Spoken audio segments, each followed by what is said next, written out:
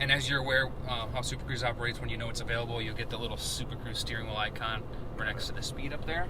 So that means it's available, so you can go ahead and hit the Super Cruise button. And you went to green state. You can go hands-free now. This is a Super Cruise truck. We are ready for the ALC demonstration. We're going to have him slip around us, then he's going to slow down. So he'll slow down to like 55, just lower than our set speed. Got it. And what the Super Cruise vehicle is doing is a hardware set. We have radars around the entire vehicle. It sees him and it knows that his set speed is lower than ours. So we're making a decision to automatically change lanes around him to maintain your set speed of 60 miles an hour. Okay. So you're getting the indication that an auto lane change is taking place. Okay.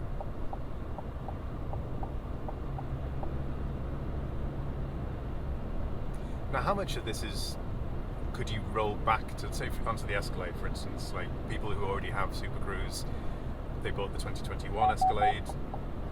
Yep. So can you push that back, like with an update to previous trucks? Or? So ALC and trailering is specific to the VIP architecture. Okay. We are planning to backcast Okay. trailering and ALC to the model year 21 Escalade. Okay. So we're going to offer that to customers.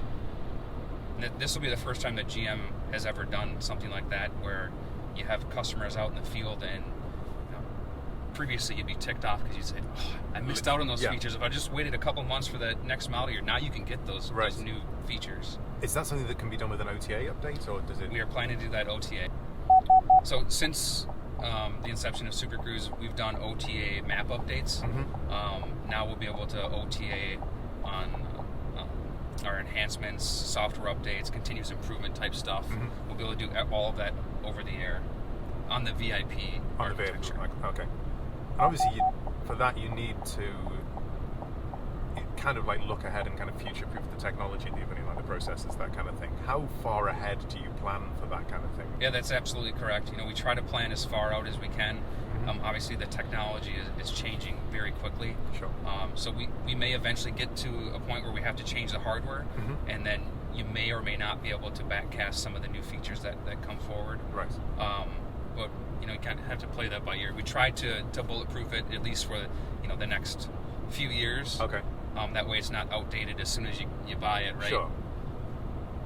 So when it's doing the auto lane change, does it what kind of tolerances does it have? Say if they were driving like 58 rather than kind of 50, would it just slow down to 58, or would it still try and overtake? Yeah, we do have specific parameters on that. I believe we have it set just slightly under the speed limit. So if it's like 59 versus 60, you may not pass. Okay.